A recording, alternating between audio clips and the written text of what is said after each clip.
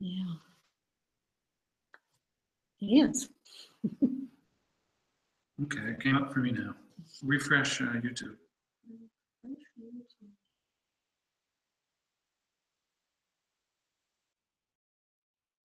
There it is. Oh! You got me? Thank you for starting it yourself. Technical problems.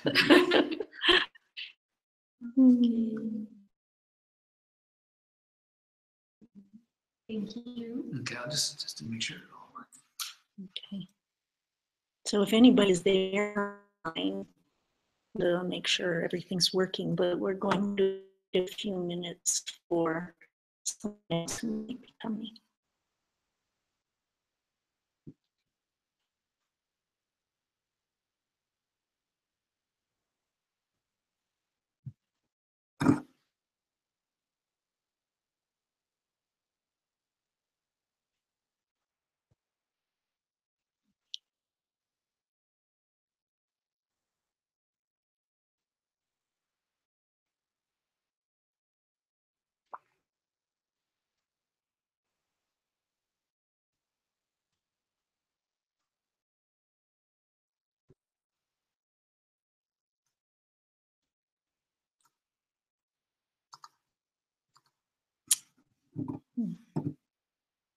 Does anyone remember the meditation from last week?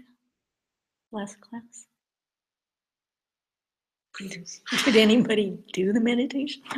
I didn't write it down. And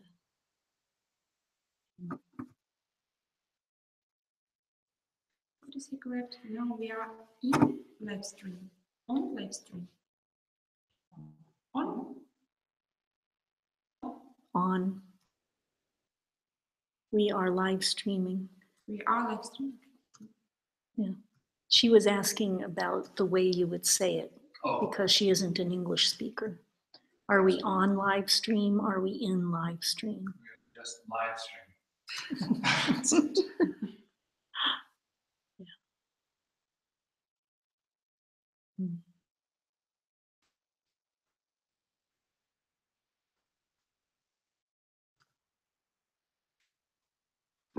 Asked about meditation because it was where does our anger come in the feelings? Thinking about this God thing and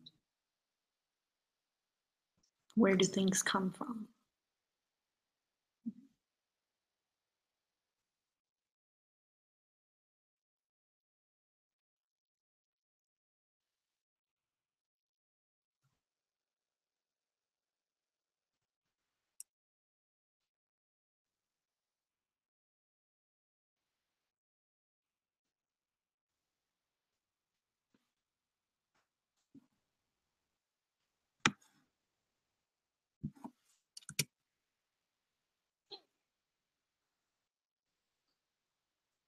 Okay.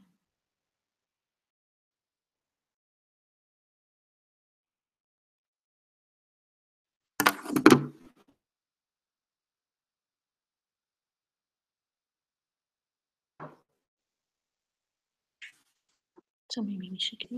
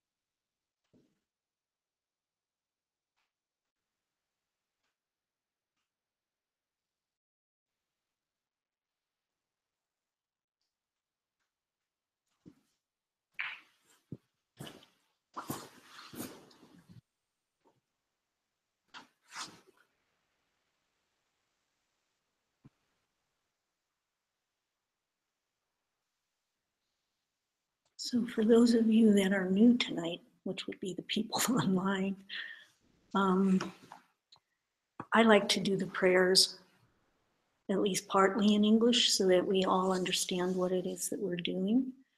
And then we will do the rest in Tibetan. So let's start with the mandala in English. Do you have it in English? Do you want to start? Here is the great earth, filled with the smell of incense, covered with a blanket of flowers. Great mountain with 4 continents, having a jewel of the sun and moon. In my mind I make them paradise and offer it all to you. By this deed may every living being experience the pure world.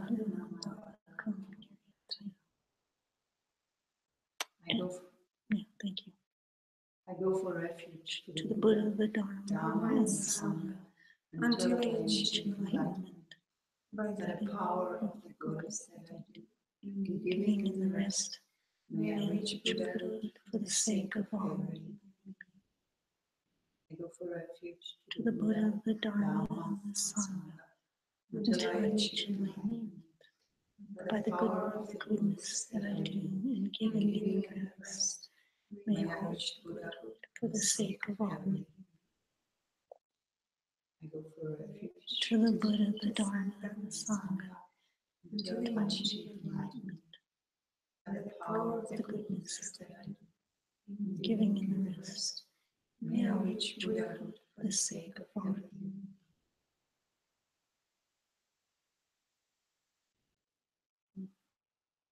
Welcome back. So we're studying the Guide to the Bodhisattva Way of Life. Does anyone know how to say the name in Sanskrit? Bodhisattvacharya Avatara.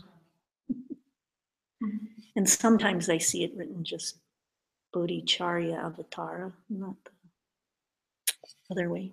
So it was written by Master Shantideva, who lived around 700 AD. And very famous book, many different translations of the book out there and available. The commentary we'll be using is by Gyaltsab Je, who was one of the main students of Gyalse Juk-ngok. And he lived from around 1364 to 1432. So that's the background. All of these materials can be found on a website called acidharma.org. So ACIDHARMA.org. And if you go to formal study courses, there will be the ACI classes, 1 through 18, I believe. And this is ACI 11, the second in a series of 3 on the Bodhisattva Way of Life. And they have all the readings and all the homeworks and, everything, class notes. They have MP3s of Geshe teaching the class 20 years ago, I think. That's available. I don't do the Tibetan very much because I don't know it. I will, pronounce it all wrong and everything, but all of that can be found on the website. So if you're interested in that, that's where it is. So last week we talked a lot about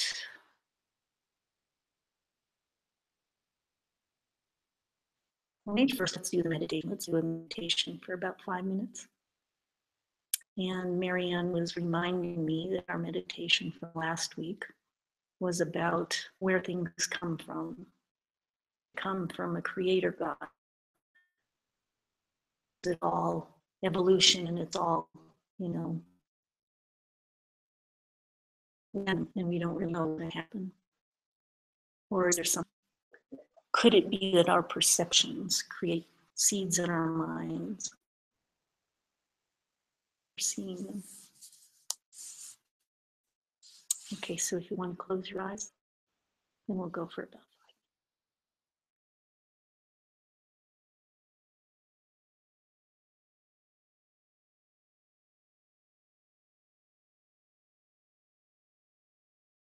good to take a few minutes to follow your breath and to settle in to your seat, calm down.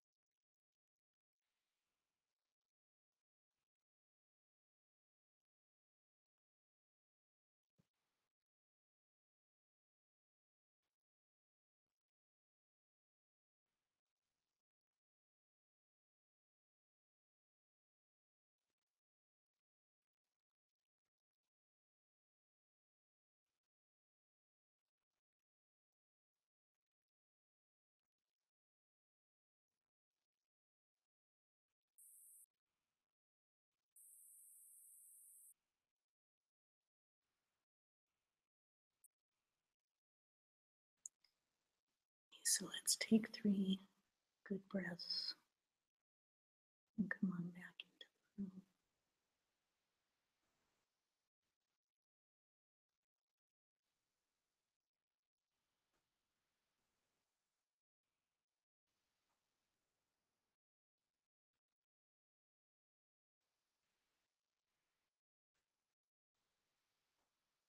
So last class we talked some about, every class we talk some about where things are coming from. Last class we talked about the two ancient schools, the Samkhyas and the Nyayaks or something like that, about the idea of a primal being, which is very much like the God that we think about in the Western world today. So it's a being that was uncreated and is eternal and is unchanging, and yet they can create anything, right? The concept, you can't, anything that's changing had to have been, and in order to change, there's a cause for each moment of change, right? So you couldn't have a being that was uncreated and yet was changing. And if you say that God or this primal being is unchanging, then he couldn't possibly be creating anything, because of creating is a change in your mind stream, it's a change in your being. So you can't have an unchanging being that creates. And there's also that concept in Buddhism that our minds are eternal. Our minds didn't have a beginning and they won't have an end, that the mind is eternal. Every moment of mind is the cause for the next moment of mind, and so on. So it's eternal. So there couldn't be a primal being who create our minds, who create us as beings and as minds, if this concept of the eternal mind is true.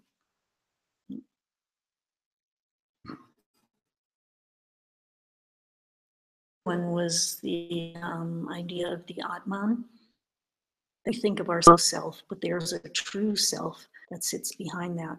And each of our individual true selves are part of the Brahman, which is a bigger true self. But that concept sees this Atman and the Brahman as self-existent things, right? And Buddhism doesn't believe in any self-existent thing. In Buddhism,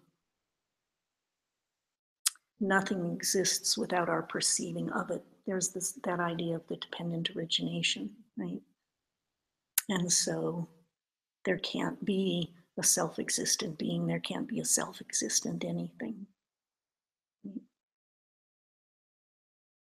Marianne, do you want to run through the pen idea? Can you? Or not? Okay.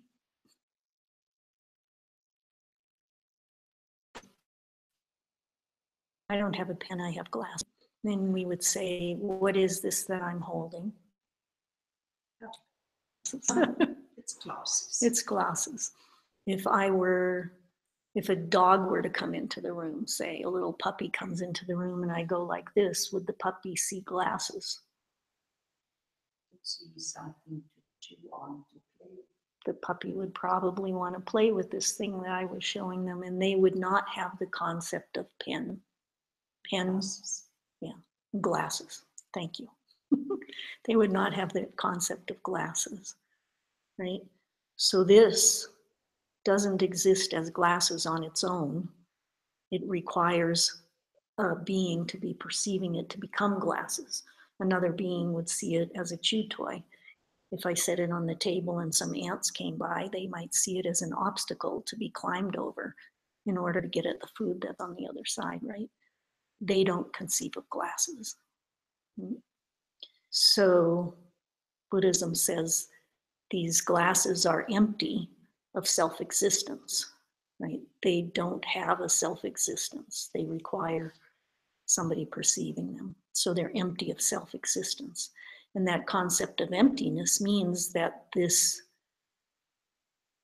is like a pure potential. If I were to set it down and everyone left the room, what is it then? It's just potential. If I walk back as glasses, if again it becomes a chew toy. If the ant comes in and tries to crawl across it, it's an obstacle or a big mountain.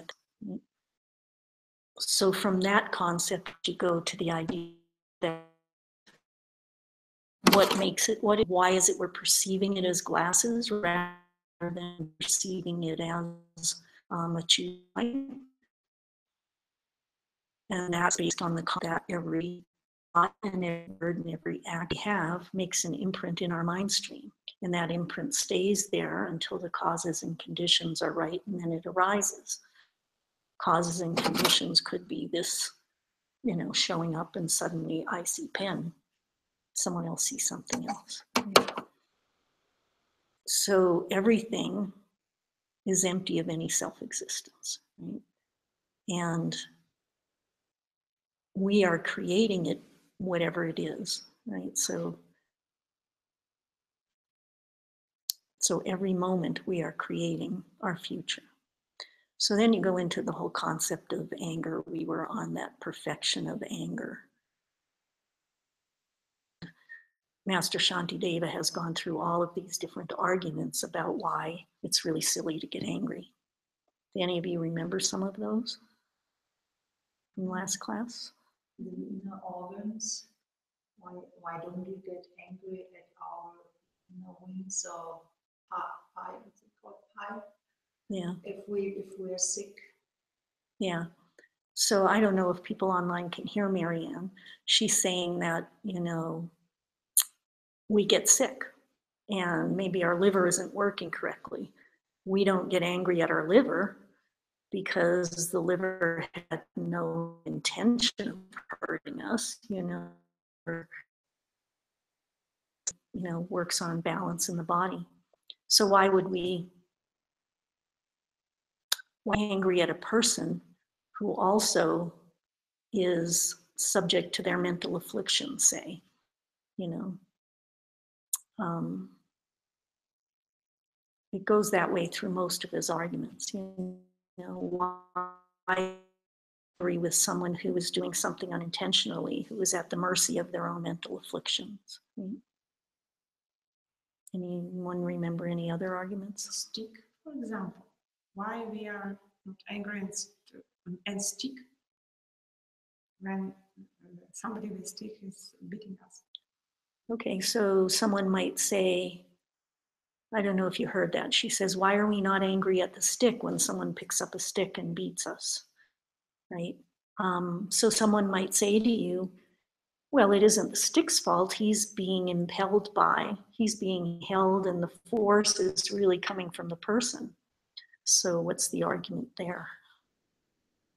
The person who is angry is again by anger. So it isn't he, it is just his anger. His anger. So we should be angry at his anger. Yeah, yeah. I mean, for most of us, right, when anger arises, we feel really helpless.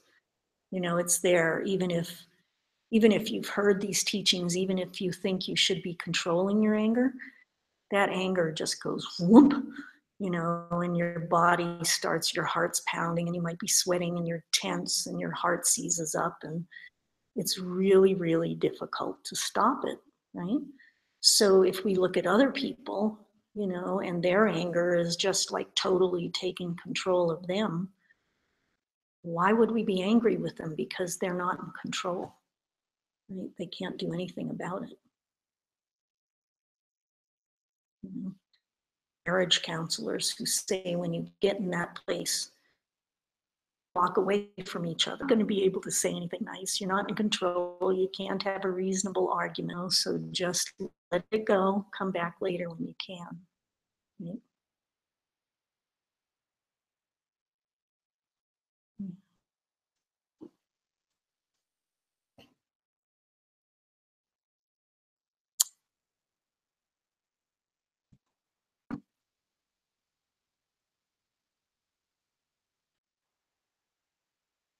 Go back to the idea of a creator, you know, where the idea that if you were all powerful, you know, omnipotent, able to do anything, you know, you could create anything. Why would you create these bodies? You know, why would you create a body that has to eat every few hours. You know, you eat and it's this wonderful, wonderful thing. And then 4 hours later, you're hungry again and you got to go buy food, right? These bodies that poop, you know, it's awfully messy. You know, it's awfully smelly. These bodies that will get sick, you know, these bodies that menstruate, you know, or for men, these bodies where you have to put up with this hair that gets itchy, or maybe you have to shave every day, you know, it's a pain in the butt. So if you could do anything, you know, why these bodies, you know? Or if you could create anything, why all the suffering? You know, what's the point? You know, and I think they say they're testing you, you know, like God. And maybe if that's true, why did he create someone who would need to be tested? You know, or why not test you once and then, okay, it's over with, we can have a happy life now, you know, instead of the test after test after test that we have to go through, right?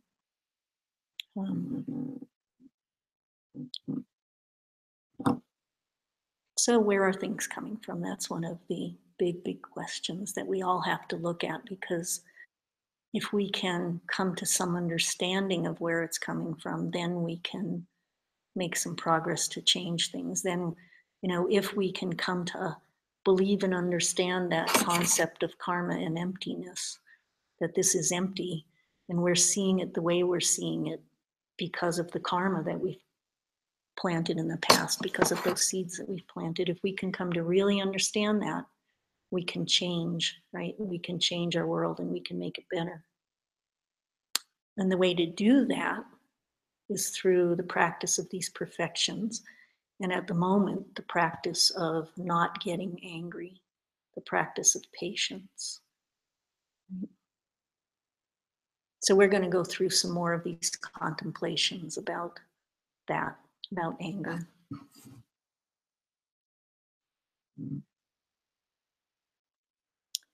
So for those online, the book is written in such a way that there are contemplations. And the way we're approaching that in this class is we will sit and close our eyes and listen to, I'll repeat some verses.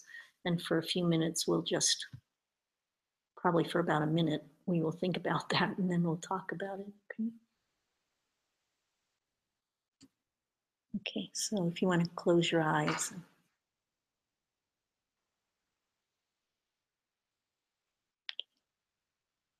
The mind is not a thing with a body, so it can't be overcome by anyone at any point at all. It's due to the fact that we grasp to it that all these many pains can do us harm. When somebody criticizes me or says some harsh thing to me, their words with their unpleasant sound can do no physical harm to me. Why then is my mind feel such a fury?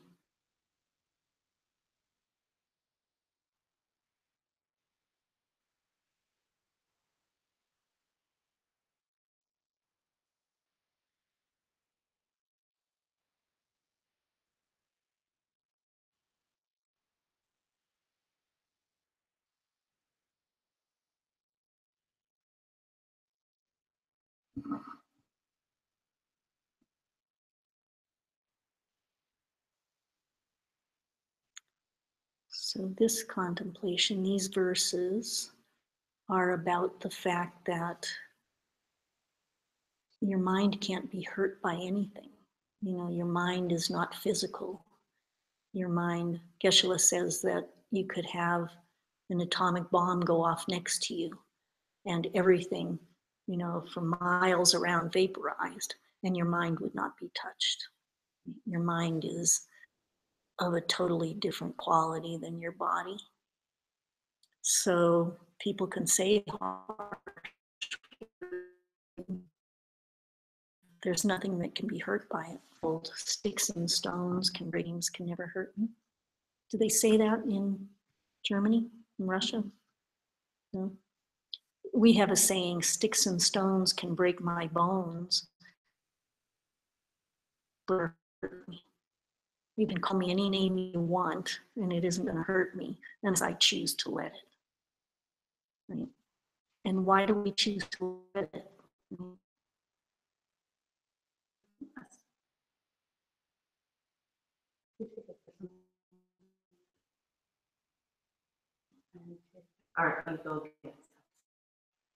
Concept of ourselves, and if somebody breaks that concept, we get really upset about it. But in truth, that word can do us no harm. Only because we allow it to do us harm that it can.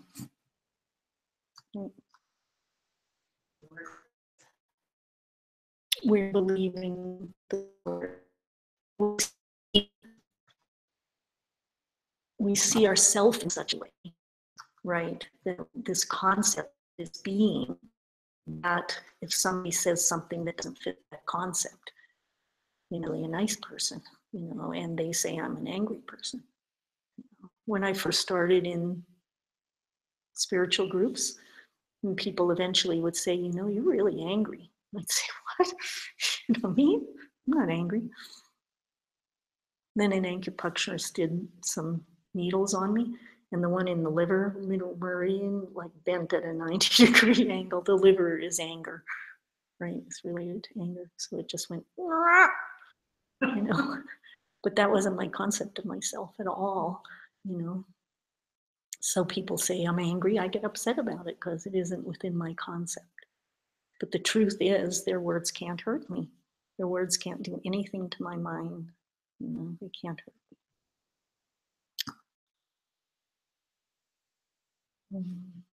So it's with our body, it's our identification with this concept of self that's the problem. And we can make the choice, difficult as it seems, when that nasty mental affliction arises, we can make the choice not to be upset about it.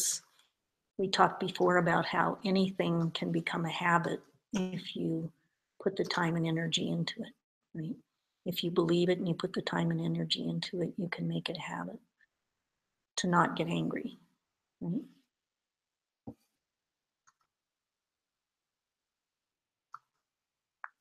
So talked about how karmic habits are difficult to break. We talked about how it is when that emotion arises, and how the negative reaction and anger is creating karmas all over again to see exactly what you're experiencing right now. So someone's calling you, do is get angry, right? Because in getting angry, you're planting a seed in your own mind for more anger in the future and for more people calling names in the future, right?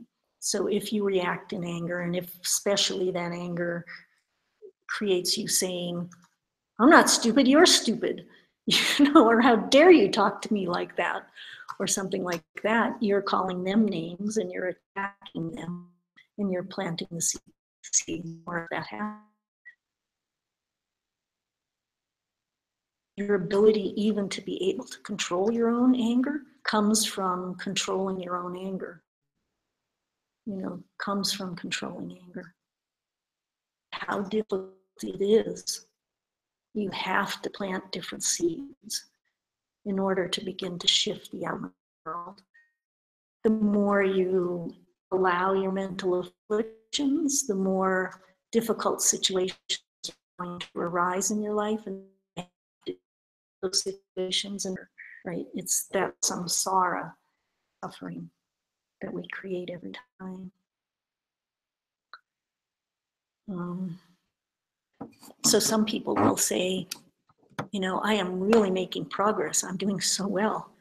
So it's okay if I get angry sometimes, because I'm really making great progress in this. And the truth is, it is great that you're making progress. That's really wonderful. But every time you get anger, it's a step backwards. Every time you allow a negative thought in your mind, it's a step backwards. That's one more negativity that's going to come your way. That's going to make you have to practice again. this whole negative cycle that you'll get into. So very, very important to take any opportunity, small as it is, to plant a good seed. Good seeds begin to change. So the planting of good seeds along with the stopping of the negativity, what changes everything. And we talked the other day about how, we might go and sit on our cushions in the morning, and maybe some of us will do an hour of meditation, and out of a 24-hour cycle, that's an hour where we're fighting our mental afflictions. I mean, maybe some of us have gotten so good at meditation that we're not having any mental afflictions, but many of us are sitting there fighting a mental affliction while we are meditating. So then you've got an hour of good seeds, and what happens the rest of the day? 23 hours of negativities most of the time. 23 hours of neutrality, 23 hours of irritations. Take any opportunity to think positively and to plant good seeds. Opportunity to offer someone a glass of water, or anything like that.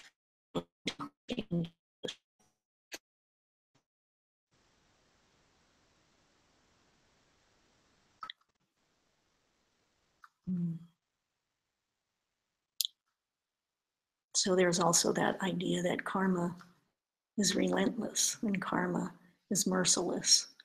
And karma, there might be a gives you the law of nature, right? You plant this seed and it's going to grow something, give you the right conditions, the right rainfall, all of that, and it's going to grow something.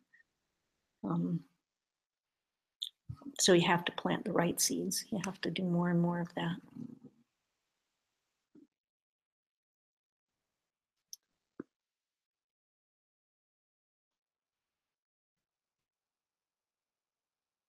So one of the powerful ways of doing that, maybe you didn't do such a good job during the day. Maybe you had some negative thoughts, maybe anger arose. At the end of the day, you can remember, and you can get yourself a nice warm cup of hot chocolate or something, and sit and think about all of the good things. Think about the goodnesses you saw other people do. Think about the goodnesses you saw yourself do. Think about the good things you might do tomorrow. You can go into the past and think about good things. If you had a really bad day, think about some good things you did yesterday or a week ago.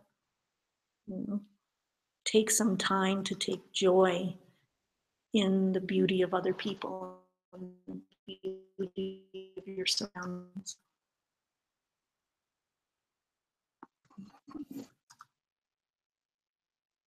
Contemplation 14. What to do if someone tries to hurt your teacher or the Dharma or the teachings.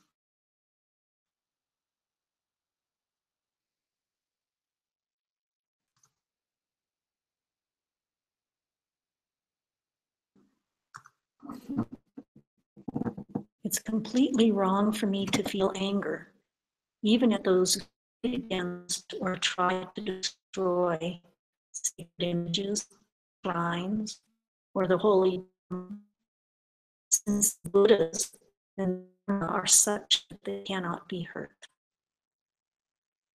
And even too, when harm is done to lamas or to relatives and the like, or our friends, turn back your anger, seeing the fact that as before, it all comes.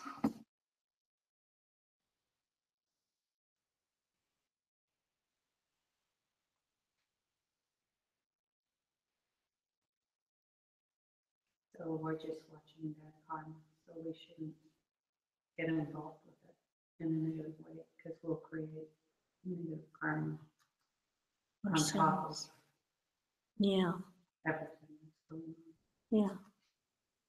That's one of the points, that whoever it is, you know, they're experiencing what they're experiencing because of their own karma. And that's a tricky thing, right?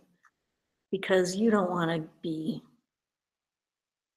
uncompassionate towards people. You know, someone is suffering, you don't want to say, oh, you just planted bad karma.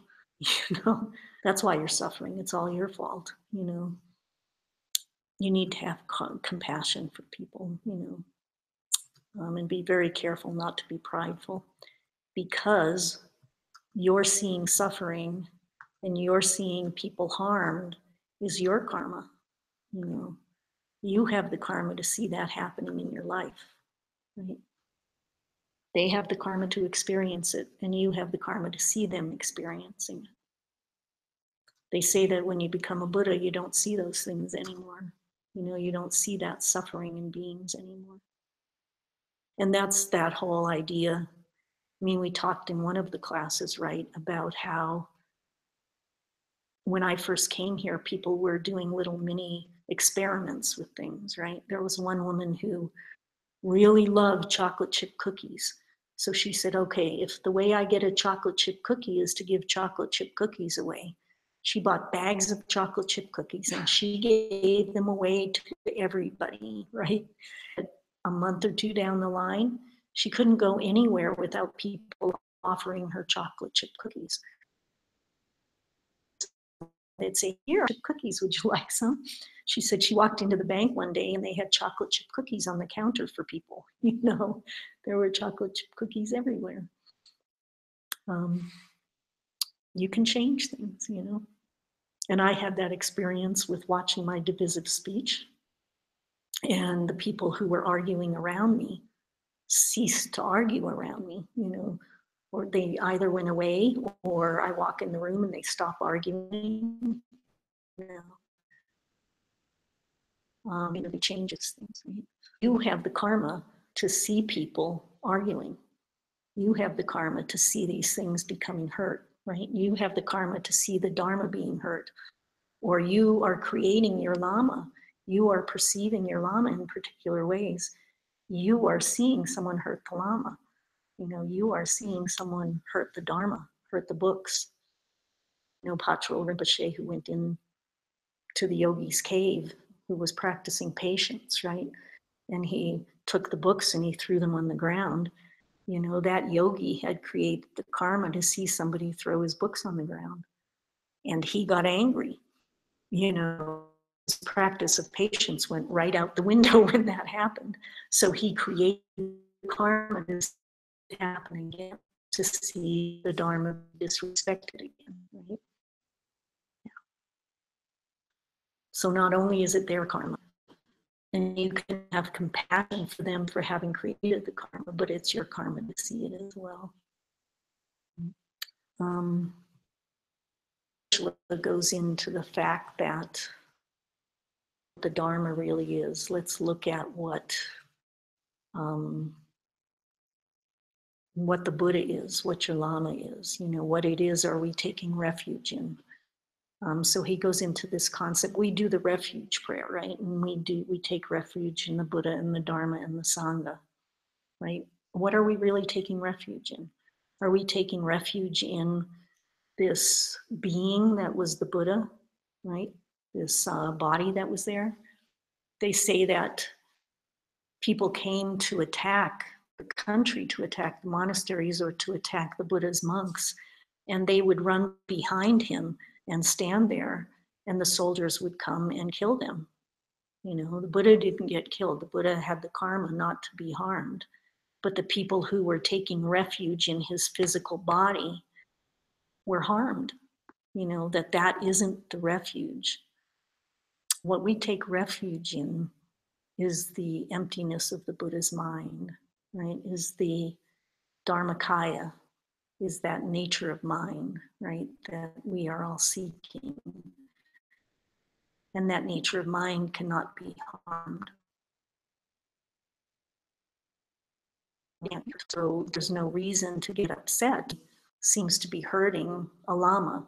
If the Lama is the Buddha, then they are not being hurt. I mean, even if their body when the Buddha died, his body dissolved, but the Buddha, the Dharmakaya, the emptiness of the Buddha's mind, was not hurt,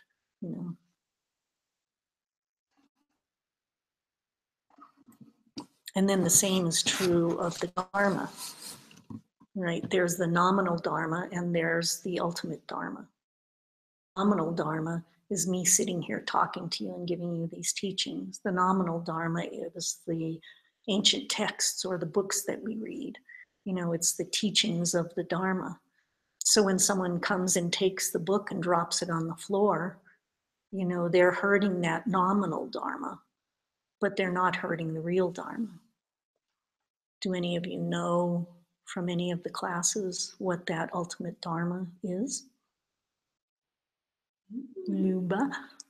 Ultimate Dharma is emptiness, and maybe the moment when you see emptiness directly. Yeah. So they say the ultimate Dharma are the realizations in the minds of people, right? That us as practitioners, and we're practicing the Dharma and we're sitting on our cushions, we're going to have realizations. They also say there are many small realizations on a direct perception of emptiness. And all of those realizations in your mind are considered the Dharma. The main one is the direct perception of emptiness, right? Which then leads you directly into Buddhahood. So can that be harmed? If you've had that realization in your mind, can somebody come up and do something to it? Can they hurt it? No, they can't. Right? So why do we get angry? This book that gets thrown on the floor, it's not the real Dharma. The real Dharma can't be hurt. Right? And again, the person who's doing something like that is either caught in a mental affliction or caught in ignorance, or they're a Buddha like Patrul Rinpoche who came to show you and the fact that you're not really practicing patience. You haven't gotten there yet. If you have pride in your practice of patience, look. Pema Chodron tells a story. I think it was that she had a student, and the student lived in the Bay Area around San Francisco, Oakland. A lot of traffic, and there are these bridges that you have to cross to get places, right? So the student is caught in heavy traffic at that time of day, and he's practicing his patience, and he's being so patient, stuck. Somebody cuts in front of him, and he's being incredibly patient, And he's thinking in his mind, wow, I'm doing really good with this patience. This is great. Takes him an hour to get across the bridge. He comes to an off-ramp, and at the bottom of the off-ramp, there's a stoplight. And again, it's like, oh, I'm late, but, it's okay. I'm practicing my patience. I'm really a patient person. And this indigent man starts crossing the road. And as he's about to get in front of this student, this practitioner, the light turns green. And now the student has to wait for this indigent, drunk, all scruffy, walking in front of him across the road. And he's sort of limping and dragging himself. And he's practicing his patience. He's doing really well. And then the guy turns, looks him in the eye, and bangs his hand on the hood of the car. And at that point, the guy flies into a rage. It's like, okay, this is too much, and he starts yelling at this person in front of him. And he tells the story to Pema, and she said, oh, we have names for people like that. We call them Buddhas. This was a Buddha who came to show you, where your patience really was at and where your pride was at, yeah. So you don't know who it is, you don't know who these people are. Why get angry at them? They're either caught in their mental afflictions or they are Buddhas coming to show you the way.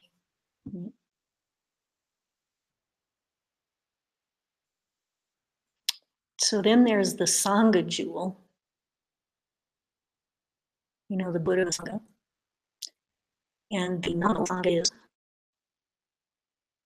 What some people call, the spiritual practitioners in your group as well. But anyone who wears a robe is considered Sangha. We're supposed to bow in robes. They've taken vows, they've dedicated their lives to this. We're supposed to respect them. They say even if they're not very good at their vows, even if they're obviously wrong, they are strong practitioners, and we should still respect them. So that's the nominal Sangha. The real Sangha is the collection of Buddhas and Bodhisattvas. It's the collection of people who have had those high realizations in their mind, the collection of people who have experienced the direct perception of emptiness. And again, it's the realizations in the minds of those beings, and they can't be hurt. That can't be hurt. So why get upset?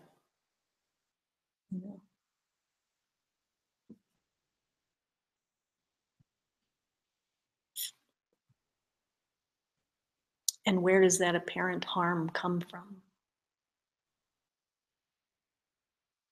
I mean, we talked about this just a few minutes ago. When you see your Lama getting hurt, where does that come from? It comes from their karma and from your karma. And the person who's doing it is only the instrument of that karma. And again, caught up in their own mental afflictions, which it's interesting in my path too. There's a point where I had sat enough that I began to see some of the things I had never seen in myself. And I could see how some of the things I had said to people were really harmful, and I could have compassion for myself because I was totally blind to it. I didn't know I was hurting these people. So then I apply that to other people who are hurting me. Are they caught up in that level of ignorance? They don't even know that what they're doing is hurting. Some people have a really sharp sense of humor, and the things that they say can be quite hurtful, and yet they think it's funny. They've been raised like that. They've been taught that. They don't know any better. They don't know it's hurting you. Is it better to show them that it's hurting us? It would, in my opinion, it would depend very much on how you do that. I mean, this comes up a lot. If there's a drunk driver and he kills someone, do you let him know that this was not a good thing to do? Do you do it with hatred in your heart? Do you do it with anger in your heart? When I'm hurt by someone, I can go, "What's the matter with you? Don't you know you're hurting me? Don't you know that was a rotten thing to say?" Or I can say, "Whoa, that really hurt me." It's a totally different thing, right? A good way is to cry. It's Say, "Oh, can be- so hurt me." And people usually, "Oh, I didn't know." Not if you cry like that, though. Yeah. I found the first time I was actually able to say, "Whoa, that hurt me," the other person went, "Really? I'm sorry, I had no idea." And it was amazing to me, because in the past it was always like, "Oh, don't they know? Why did they do that again?" And feeling upset with them for being so stupid, But yeah, so yes, somebody's abusing you, you don't just take it, you don't stay there and go, "Oh, I have to feel compassion for them." You get out of the situation, you let them know they're hurting you, you get out of the situation. And part of the reason you do that is because in your own, that they are creating awful karma by doing this. It's one sign, and another view is I really want the people, if I hurt them, I want they show me, they stop me. Yeah. Not everybody wants you to stop them, but yeah. those of us who are practitioners, if we can find friends or fellow practitioners who are willing to kind of let us know when we're blowing it, you know, it's really helpful. And I think that's part of the Sangha, right? The nuns, they do the confessions and things. They also will make agreements with each other, you know, please let me know if I'm doing something because I'm really not aware of it, you know. There was a time sitting in meditation and somebody walked in the room and they asked me a question. And I saw the answer arise, and it was really quite a simple, easy answer. And when it came out my mouth, it got this personality attached to it that was harsh, you know, that was sarcastic, that was, and I went, wow, I never knew that when I expressed these things, I always saw it in this simple way. And I didn't know that it sounded like that to other people, you know? So I was hurting people and I had no idea just by the tone of my voice, you know? And so I know there are some people here and the tone of their voice, I'll go, oh, you know, and I know that they're not aware of it. You know, I know, at least with one person, that when I've said something to them about it, they said, really? I wasn't aware of that at all. Yeah. So they really stress that there's never a circumstance where anger is appropriate. You know, there are many, many different ways to deal with situations, right? Many, many different responses to things. And anger is never appropriate because it hurts other people and because it creates really negative seeds for you.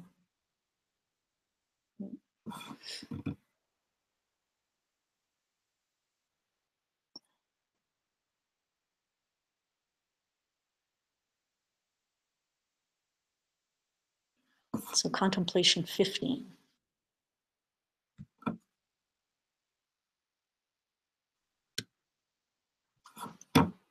Again, get quiet and listen.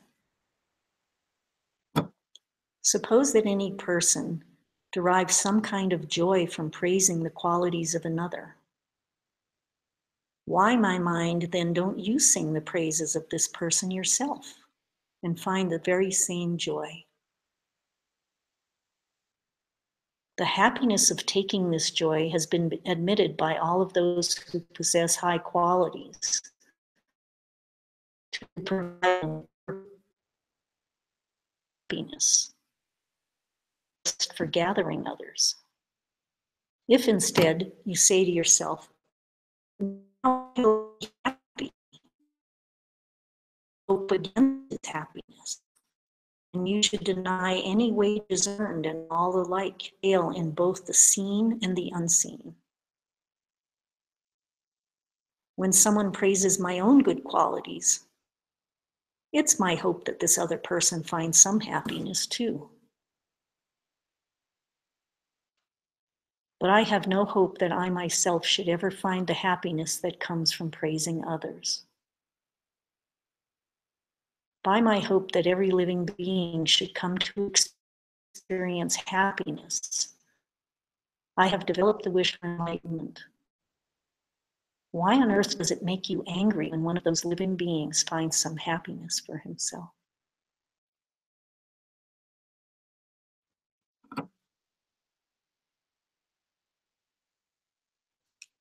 So this one is about our two things, right?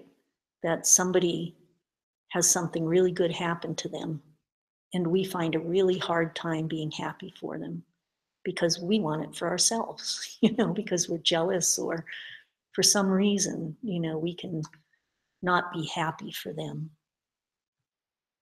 And then the other side of it is something bad happens to somebody else and we're secretly joyful inside. You know, this person that we're angry at has something bad happen to them and we get joyful about it. You know? So in the beginning there, it says that, you know, all the holy beings tell us that being joyful for someone else's happiness is incredibly wonderful, you know, and that it creates really beautiful things. And all of us know that in any moment when we can be joyful for ourselves or someone else, there's this amazing happiness in our being, right? So even if that's all that it was, even if it's just short term, you know, we get happiness from feeling joy for others. Right? So this is, you know, it's talking about like you were in a contest, you know, a beauty pageant, and you didn't win, and they announced the winner. You know, is there some part of you that doesn't want that person to be happy? You know, that will say, I don't know why she won. She has, you know, a funny mole on her face or something. You know, I'm much better. You know, those little niggly unhappinesses for other people in the short run cause us a lot of unhappiness. Our heart can't be happy at that moment, right? We're not happy.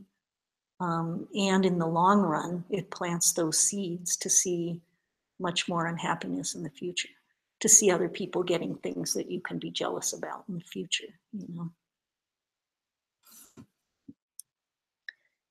So maybe a meditation could be, you know, sitting and thinking about some time when somebody else got something and you had bad thoughts about it, you know, and think about how you could have changed that in your own mind, you know, see it begin to happen and think about what else you could have thought instead of those thoughts, you know.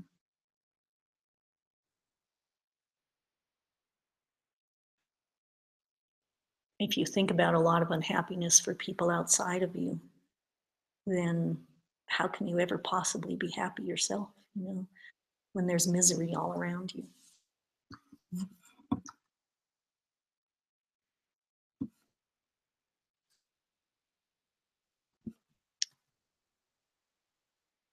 I mean, we all love it.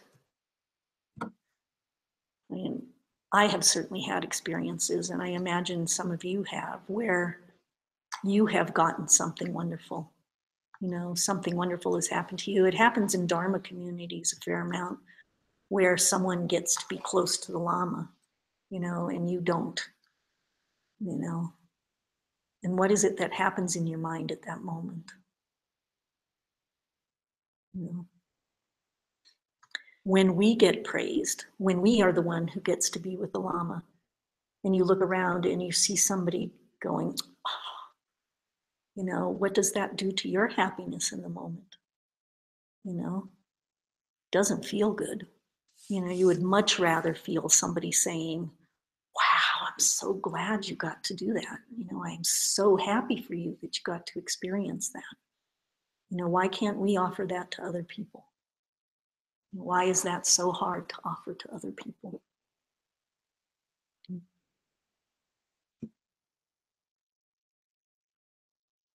And I think that's, you know, that whole idea of emptiness, that we're planting all those negative seeds, you know, all of those personal experiences ourselves.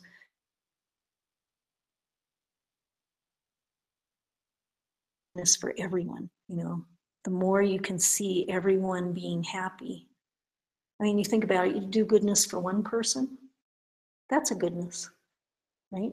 If you can see everyone being happy, you know, if you can have that wish for everybody, that's so much more powerful, right? You're creating the karma to have a world of happiness, you know, to have everything in your world be that way.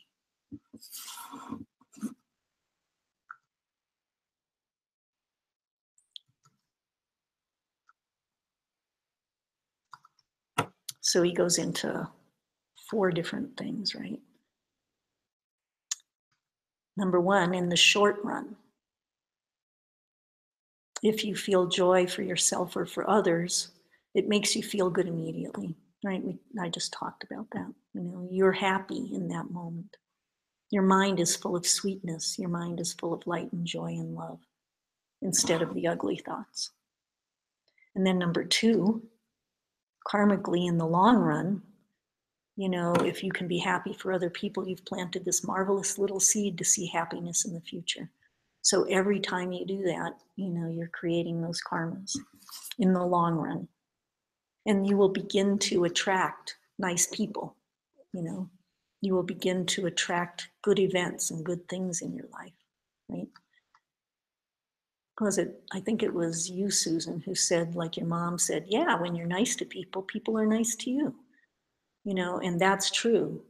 But it's not just those people responding to your goodness, you know, it's that you'll have more good people coming into your life who never even knew that you were good, right? You'll have more good events happening in your life. People will invite you places, you know, you'll win more awards, you know, all of those kinds of things begin to grow in your life because you've created the karmas for them. Number 3, if you have this positive attitude, it attracts other people to the Dharma. You know, and he talks about, you'll go to some Dharma centers and there will be all this niggling, infighting, you know, and there will be jealousies. And when you go to one of those places, you know, you're not particularly attracted to stay. But if you go to a place where you go out to dinner and somebody buys dinner for everybody, you know, if all the people you're working with are laughing, you know, and being good to each other in every moment, if they're always trying to help each other, you know, you're attracted to that. That's something you would love to see in your world. So creating those karmas, having those good thoughts, you know, doing all these little goodnesses will attract other people to the Dharma. And then number 4 is the surest way you ruin your own happiness is to be unhappy for others.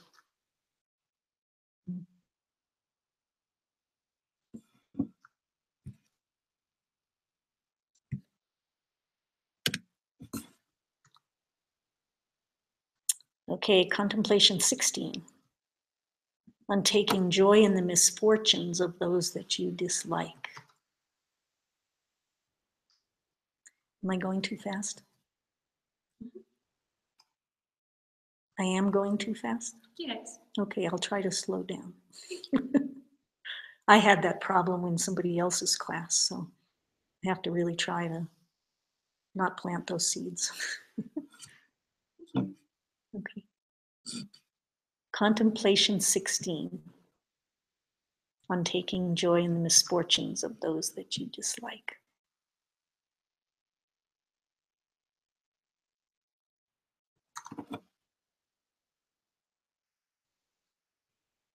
Okay. Mm-hmm. And even should your enemy become upset, how then could you feel glad about it? It's not that some kind of harm has come to him or her, all caused by your hopes and wishes. Even should the suffering you wished upon them come to pass, what is there to be glad about? If you say, it satisfies me when I see it, what could better ruin you? The iron hook that jabbed in us by the fisherman of affliction is merciless and unbearable. Should it catch me, it's a certainty the hell guards keep me captive in their hell realm cauldrons.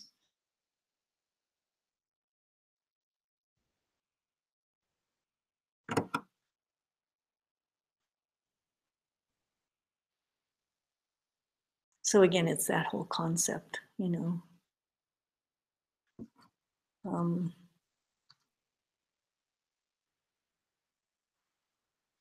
There's no reason for you to get upset at them, you know. And he goes into 4 reasons again here, if you want to, and I'll go through them slowly.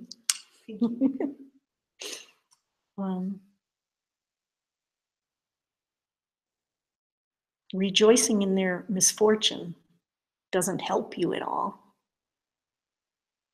You know, somebody you don't like falls down and breaks their ankle, or somebody that hurts you falls down and breaks their ankle. How does that help you? How does being happy about that help you? It doesn't help you. It does nothing for you.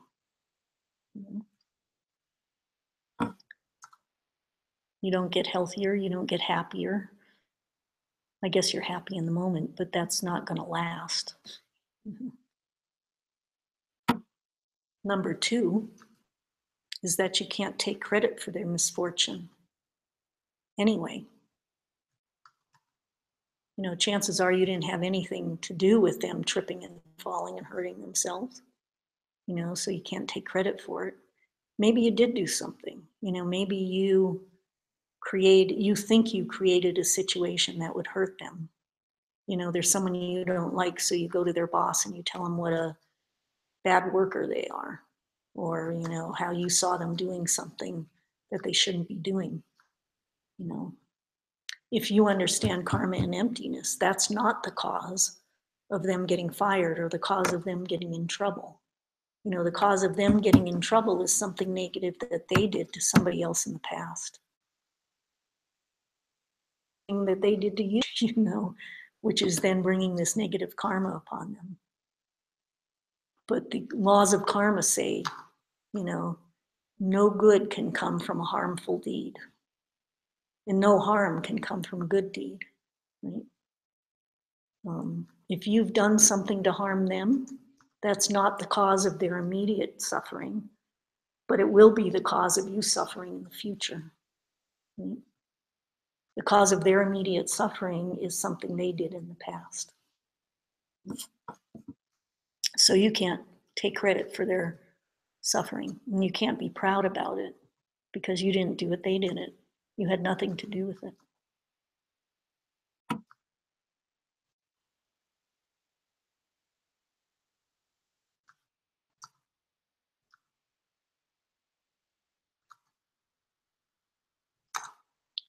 Number 3, it will ruin your happiness in this life.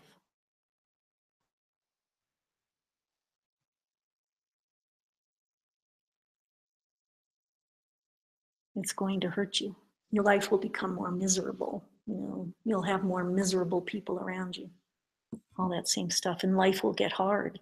It'll get much harder.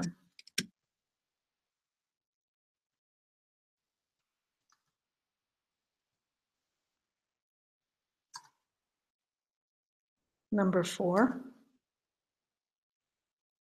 it will cause you to go to a hell realm in the next life.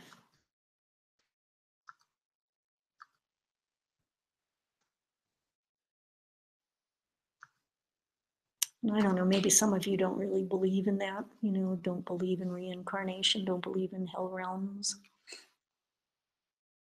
Even if it doesn't do that, it's going to cause you more suffering in this life. Even on very conventional levels, the more you're angry with people, and then we talked about that in other classes, right? The more you're angry with people, the more suffering you're going to have. You know, people will leave you, they won't like you, all of those kinds of things. But here, it says, those intense angers will take you directly to a hell realm. My father said, we talk about something like that, and I said, it's bad to be angry. It lead you to hell realm and next life. He said, okay, I'll go to hell. It's okay. I'll do it now. Yeah. I enjoy this enough that it's okay. Yeah, that's probably because he doesn't really believe in hell, right? I don't remember. If I was there, I don't remember. Yeah. So I don't believe it. Let's check, he said. Yeah. Well, someone I was talking to recently, you know, in the beginning of my meditation career, sat and did a meditation about dying, you know, about just actually being on my deathbed and coming to that point where I'm ready to let go of my body and my ego. And I never thought that I would mind that, you know, but when I got to that point in my mind where I was really letting go and I was really to let it all go, I got frightened, you know, because I realized that any concept that I had about what that wasn't going to cross over this line with me, you know, and that I really didn't know. You know, I believed, but I really didn't believe down to that point of actually dying, you know. So we can think we believe things, you know,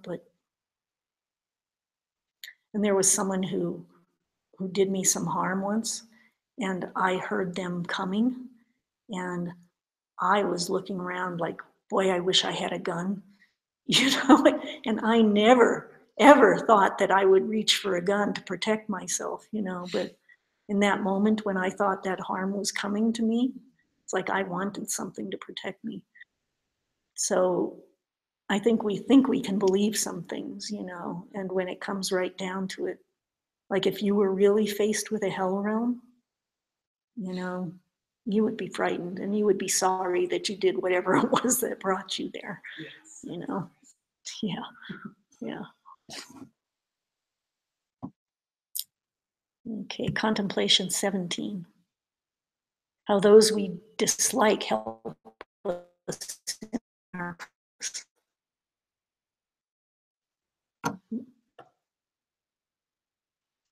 The world may be full of beggars, but finding someone to do me harm is truly a rare occurrence. Since there could never be a person who hurt me any way at all if I did not hurt them first. Suppose that without an ounce of effort, you came across a treasure chest hidden in your house. You should thus feel grateful for your enemies who aid you in your Bodhisattva practice. Since he and I both bring it about, it's fitting that from the outset itself I devote to him the final result that comes from being patient. He has, in the way described, provided something for me to be patient about.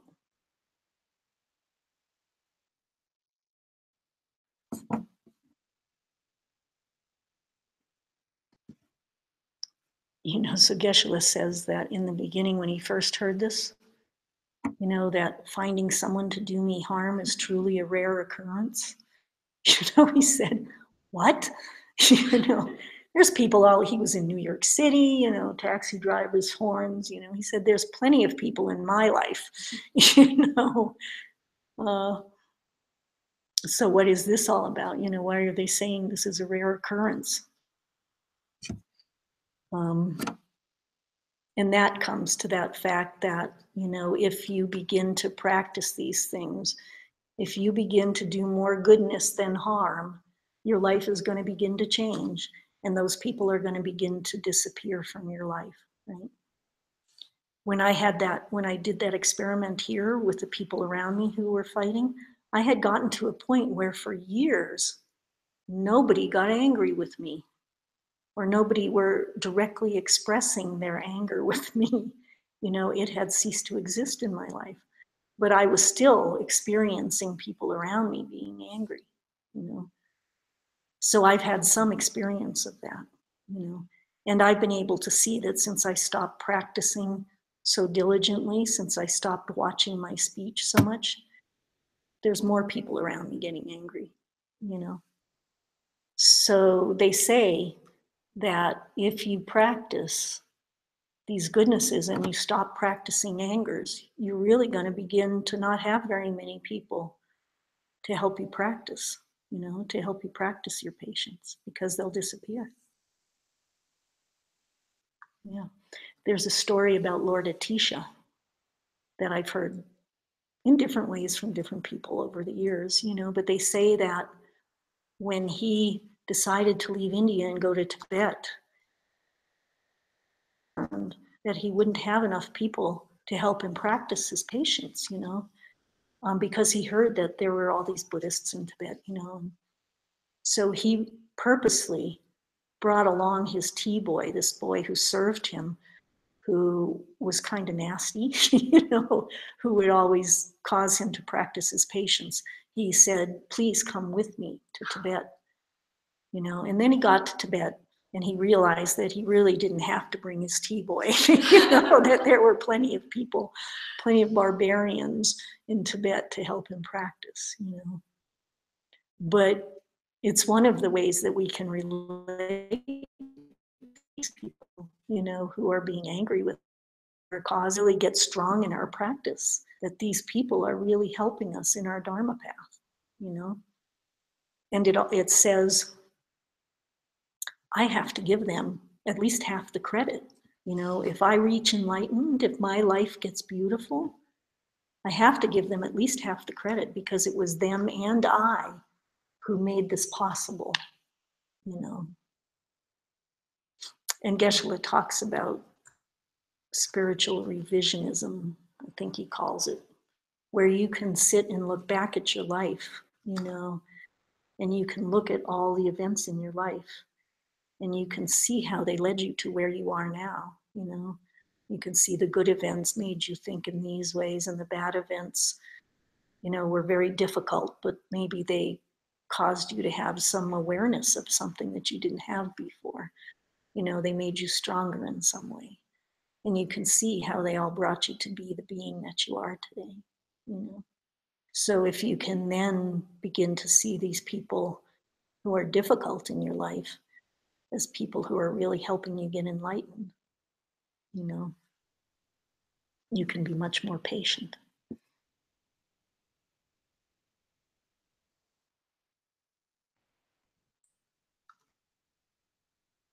So yeah, it's fitting that from the outset itself, I devote to him the final result. You know, you are the one who made it possible for me to become enlightened. You are the one who made it possible for me to get happier because you caused me to practice goodness. Both the people that help you and the people that appear to hurt you.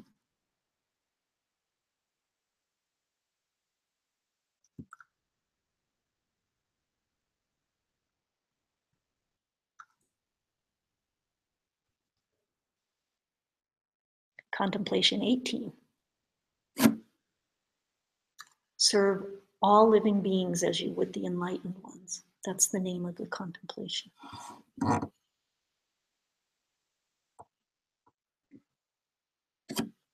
This is why the able one described the field of living beings and the field of the victorious. Many who succeeded in pleasing them were able in this way to reach the perfection of the ultimate. The qualities of an enlightened one are attained by means of other living beings and the victorious Buddhas alike. Why then do you act this way, refusing to honor other beings in the way that you do the victors?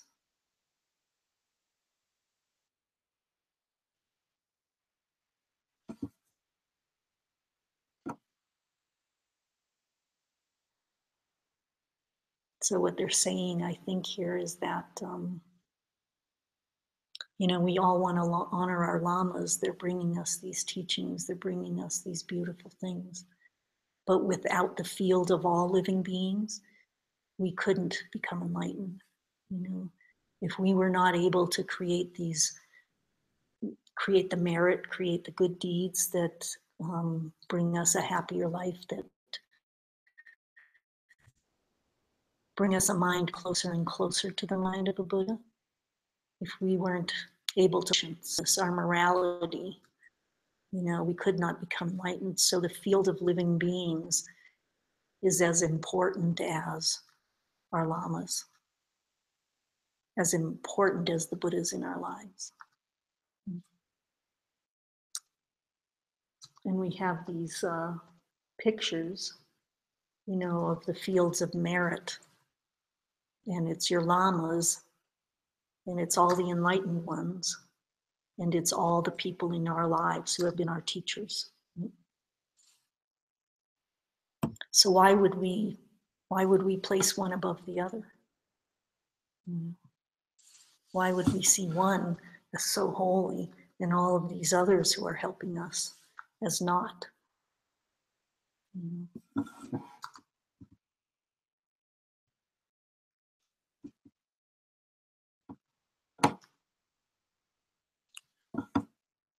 They say it's a really big mistake. Right?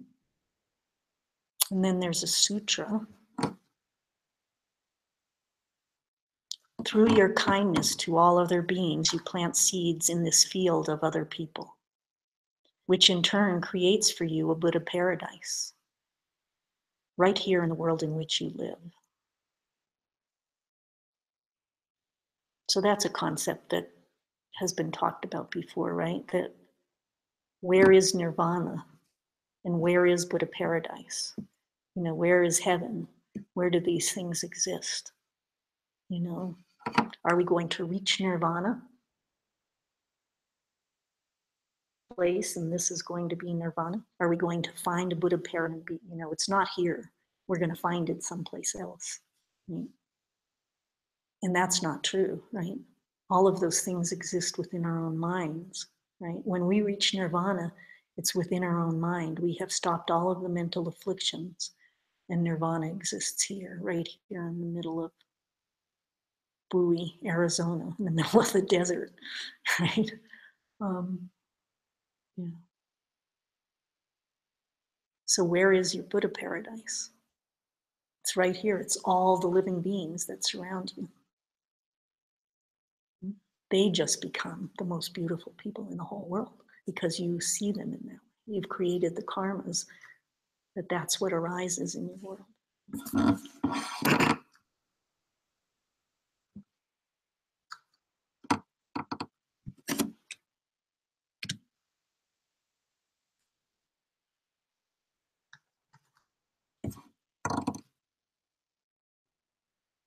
So contemplation 19. This might be the last one. To serve living beings is to please the enlightened ones.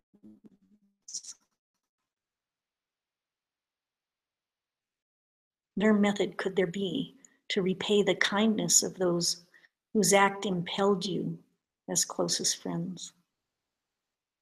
Unimpelled you? And help to an infinite degree that to please all living beings, than to please all living beings.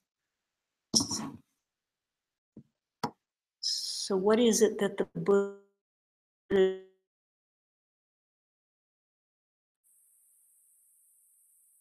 would like to see?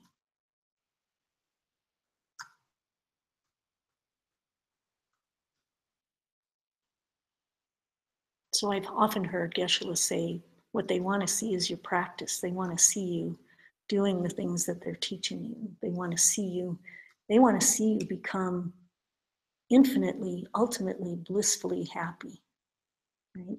That's what they want. And what is your practice?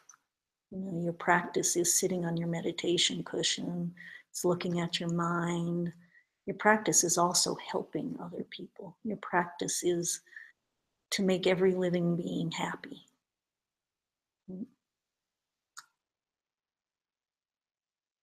Because that's how you're going to become happy.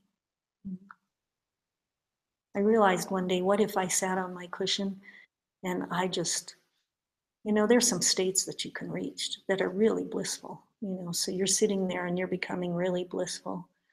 Shamatha is a place where, you know, the excitement comes down, the dullness comes up, and you reach this beautiful, blissful state right in the middle of those things. You know, it's amazing. And then you come out of your meditation and you see someone suffering. I mean, maybe you walk outside and there's a dying animal, you know, or you see someone suffering from mental afflictions. What's going to happen to that state of bliss, you know? That I can't be happy if I'm the only one who's happy. You know, I can't be happy if everyone around me is miserable, even if there's one person around me that's miserable. You know, what if I am in this blissfully happy state, but I hear that there's a murder that's just been created down the street, you know? Can I be happy? Not me. I can't be happy I can't be ultimately unless everybody is happy, you know? So I help people, and that creates the merit and the wisdom to see everyone around you as being happy.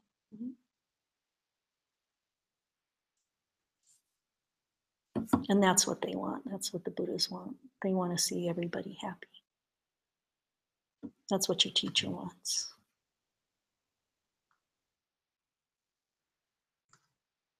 So the ultimate way of making offerings, of showing gratitude, and of serving your Lama is to be kind and respectful to every living being, especially those that irritate you. I mean, what, yeah. And Geshe also, he says, you can tell a good practitioner. He says, I can tell when my students are really practicing well, you know, because I can see someone says something nasty to them and they go, okay, thank you. You know, that they catch themselves, you know, they're practicing. They've understood what I've said to them, what I've taught them, and they're practicing it. And they're getting happier and happier.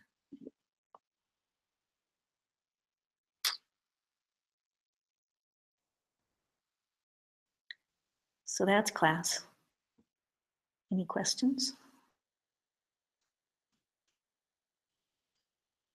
I have one question. Goes back a little bit. Just I was just when we were talking about not harming others, I guess, when you were saying like something you felt really like somebody was going to harm you and you went to defend yourself. Like sometimes we do have to defend ourselves, and in doing so it might cause harm. Yeah. So again, what they say is, it's just that you're not deliberately going and hurting somebody. Somebody was to come and do something to defend myself, I have to hurt them. That's not what we're talking about. yeah. And it's the same saying to you before, you know, that you don't stay in an abusive relationship. If somebody's going to hurt you, you stop them. But it's what's in your mind at the time that's important, right? Right. If I am really angry with them, you know, if I think they're a terrible person, you know, if my mind is doing those sorts of things, then I'm creating negative karmas. Yeah, if I deliberately say you hurt me and hurt you, and you're creating so much bad karma. Yeah. But just to sort of defend yourself and get out of it. And yeah. To not be angry, you know, to not be really negative, but to stop. And if you can, in your mind, have even compassion for that person because of the negative karmas that they're creating for themselves, you know. I haven't been able to achieve that one yet. You know, but that is shifting the situation from a negative situation, planting negative karmas, to a positive. You know, if you can do it, stop them without the anger or the negativity, and it's neutral, that's one thing, and that's very good. You know, if you can turn it to this compassion for the other person, for being so caught up in their own negativities, you know, for that they are willing to do this kind of harm to someone. And if you can wish for them better things, then you're creating a very powerful, strong karma for goodness in the future. You know, because it's a situation where there's very strong emotions, you know, it's a very powerful, strong karma. But I guess it's your karma to have that come into your life too. Yeah.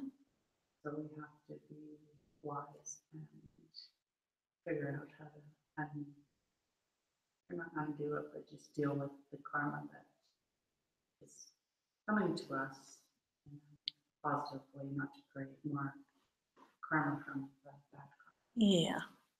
So I'm hoping people online are able to hear this, but if they aren't, a synopsis. That if we can understand in the moment that it's a karma that we have created, and fail to, and stop ourselves from creating another negative karma, you know, that's what we're looking towards. Would you say that that's what you said? Yes. Okay, good. Yeah. And these negative karmas are arising, right? But once they've arisen, they're gone, you know. So if you can understand that yes, this is a negative karma that's coming, but it's gone, you know. And you can even celebrate, you know, yay, that karma's gone, you know. I don't have to experience that particular one again, you know. Right. And so then that creates a better, joyful karma. Yeah. Help you in the future. Yeah. So you stop from creating a negative one. So you stop the cycle right? Okay, this one's gone. Yay! You know, and then good ones will come. Yeah. Yeah.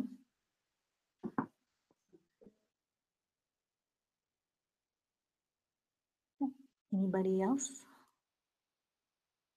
I have a complicated one, maybe. Sorry.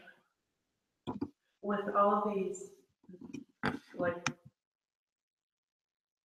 it seems there's so much mass shooting and all this violence. Is it everybody's karma to hear about it now? Yeah. It's this concept of shared karma. You know, it's like, why is there a group of people living in a country where there's famine?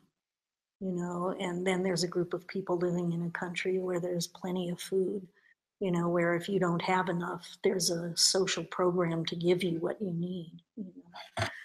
Why is it that that happens? You know, and we say that, you know, you're born into a certain realm, you know, you're born a human, or you're born an animal, or you're born a god, you know, because of karmas that you've created. And then everyone else who has created similar karmas will be born around you or in a similar place, right?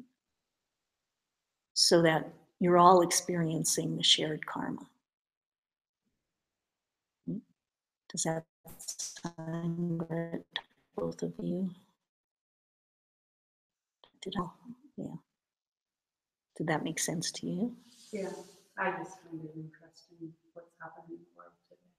Yeah. But you know, there's people in some parts of the world where they don't have televisions and they don't have internets. And their karma is not to experience that, you know? I mean, are there people in some country in South America that don't hear about the mass shootings that are happening in our country? You know, so they have a karma to be in a place where that isn't happening, know about it, it isn't happening in their awareness. But we are in a place where we hear about it, you know. We're in a place where it's our country where it's happening. And then there are people in other countries experiencing bombs falling on them, you know, mass famines, you know, born into societies where women have to cover their entire bodies and have no rights, you know. We hear about it, but we're not directly experiencing it. Different karma, you know, to directly experience something or to be in a place where you're just hearing about it.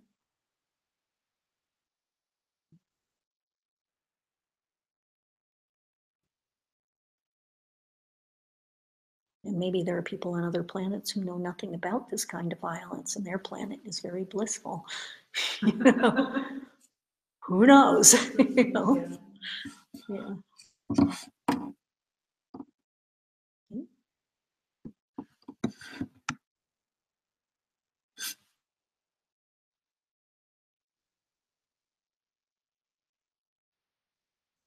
So prayers.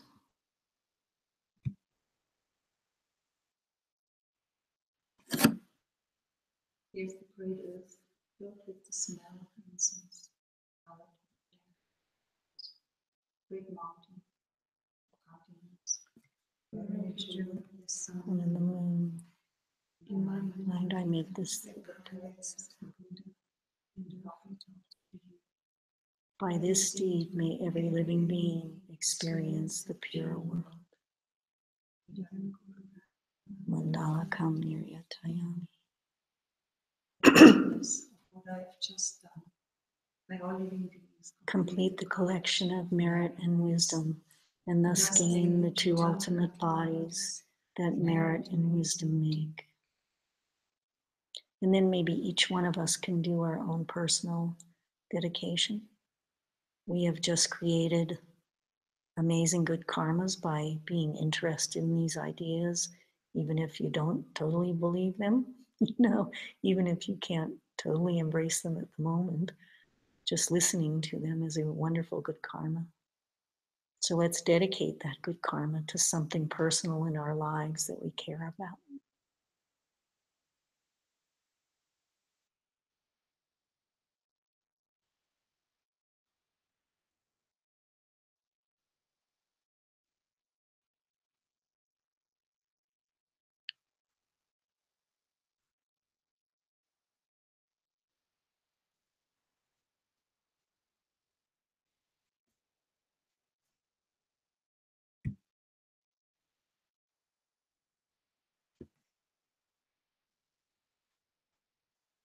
So thank you everybody online for joining us. I hope you were inspired by some of these things. And maybe we'll see you at the next class, which is, what day is today? Thursday? Sunday. So Sunday at 6:30 in the evening. Bye.